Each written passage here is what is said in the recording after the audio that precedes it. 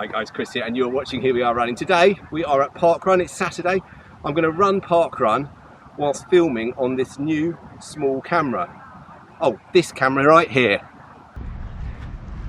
It is tiny. It's the Insta360 GO 2. I'm going to take it with me as I run the parkrun today, and I'll tell you all about it.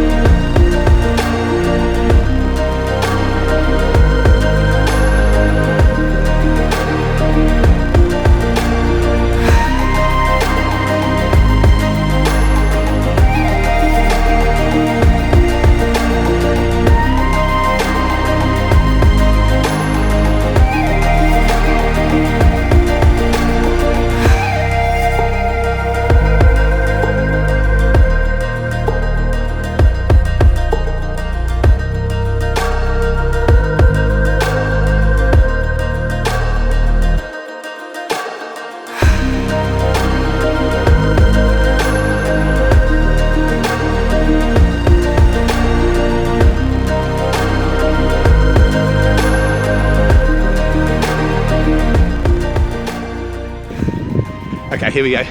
We're on the second lap now, and for anyone that's interested in the quality of the video from this, we've got it on the sort of best quality settings for running. Pro video mode with flow state stabilization, 1440p resolution, and at 50 frames per second.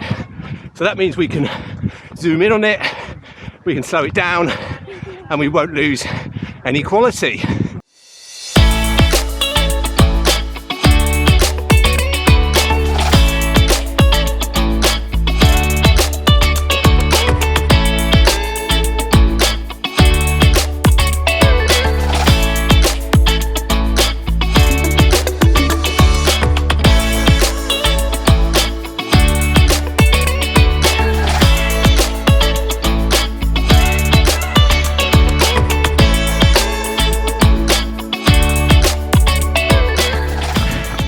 We're in the final kilometre, and I must say it's been a joy filming with this camera. It's so light compared to what I'm used to, and the lighting here is pretty dull. Be interesting to see how well it picks up the colours and how light or not it is on the footage that I'm filming. Okay, we're going to get point of view for the final finishing sprint.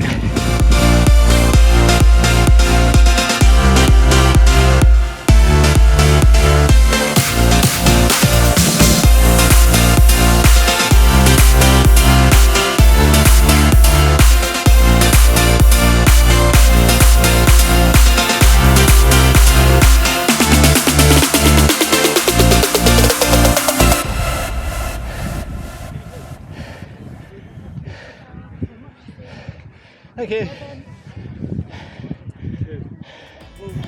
Woo.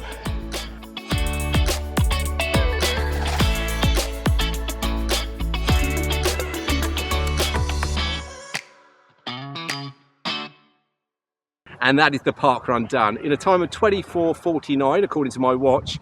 I'm going to head back home now. When I get there, I'm going to tell you lots more about this camera, what I think of it, how I think I'll be using it. Hope you enjoyed that run, filmed on the Insta360 GO 2. A bit of admin, if you did enjoy it, hit that thumbs up button now, and if you're thinking of buying a GO 2 for yourself, then there is a link in the description. It's an affiliate link, which means without paying any extra, you can help support the channel, and if you purchase through that link, you should also get a free accessory with your purchase as well. When the package arrived at my front door, I must say that I was excited to see what this camera was capable of doing. And whilst Insta360 have given me this camera for the purpose of doing a review, they haven't told me what I can and can't say. And as with all of my reviews, these are my own thoughts and my honest review of the product. So as well as the go-to camera, I also received the mount adapter bundle and the bike bundle, and a selfie stick as well. In the box with the camera, you also get a magnetic pendant, the charging case, an easy clip, the pivot stand, as well as a charging cable. The charging case is where you store the camera, but you can also open it and film whilst holding it, or you can take advantage of these little legs and use it as a tripod. It also acts as a remote control when you are using the camera in one of the other mounts. The camera attaches to the charging case and the other mounts magnetically, so it's really easy to take it out of one mount and put it into another. As a runner, I found some of these mounts really good for capturing different types of shots. Today I mainly used the magnetic screw mount attached to the selfie stick, but I switched to the easy clip mount, which was attached to my cap, allowing you to see exactly what I was seeing whilst I was running, and my arms were free to just run normally. But a quick turn of the easy clip mount and you could see my legs and my feet also whilst I was running. I have also tried attaching that mount to my shoe, which does make for a rather interesting shot. Another mount you get is the pendant mount, which sort of goes around your neck, goes under your t-shirt, and then you can clip the camera onto it and it sort of stays in place attached to the t-shirt. Now, I did try this out whilst I was running today and the footage isn't very good, and that's because the t-shirt bounces up and down whilst you're running. This mount is great if you're just walking around, but for running, best avoid. When the camera's outside of the charging case and you want to start and stop recording on it, it's just a single button that you press to start recording and then to stop recording. It vibrates when you press it. But as I mentioned earlier, you can actually use the charging case as a remote control whilst the camera is outside of the charging case. So there's this red button on there. Again, pressing that will start and stop recording on the camera remotely. When the camera's outside of the charging case, you can get up to 30 minutes of recording time from the battery in the camera itself. But when used in conjunction with the charging case, that increases up to 150 minutes.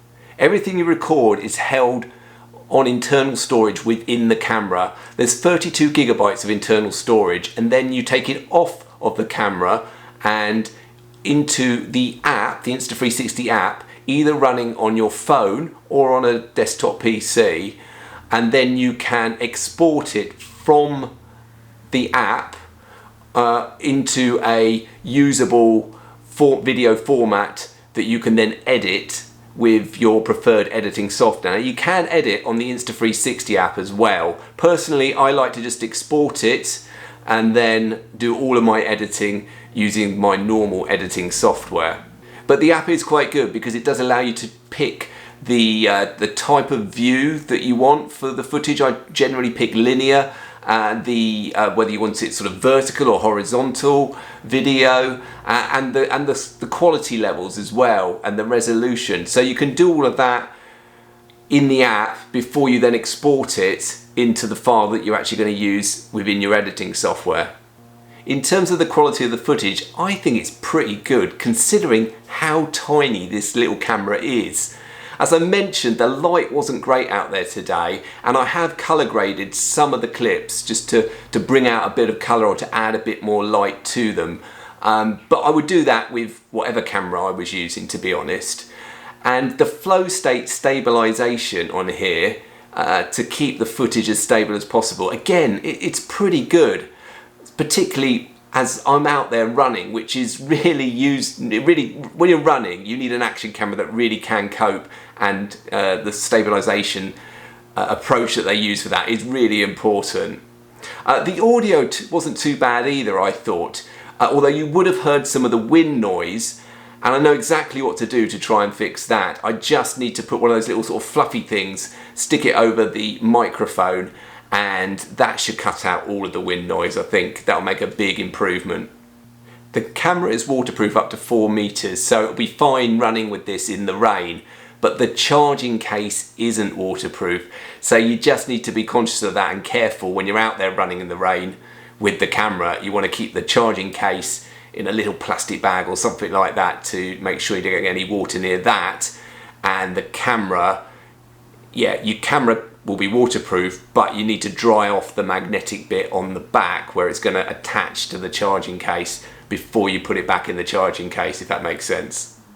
Now obviously the camera doesn't have a screen, it's far too tiny to have a screen on it, so when you're lining up shots you just either have to point it at something, or you could use the app in conjunction with your phone. And if you can see there, the camera is linked to the app on the phone, and I can see on the phone what the camera is pointing at and recording. And I have found the app really simple to use, and I particularly like the fact that you can take a clip and you could use that clip, you could export it in normal sort of widescreen format for use in the YouTube video, but with the same clip you could separately export it in horizontal format for posting, let's say, in your Instagram stories. So with a single clip you can just choose how to export it, and you can do that multiple times for the purpose you want to use it.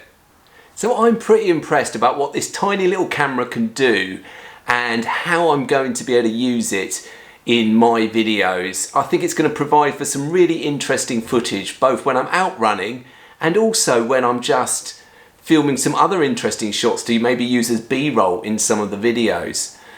And particularly I think this is beneficial when you're out running a fast race and trying to film at the same time, because you can use that easy clip, put it on your cap, stick the camera in it, and just press one tap of a button to sort of start it filming and stopping it filming. It's allowing you to run fairly unrestricted, which you don't get with most other action cameras.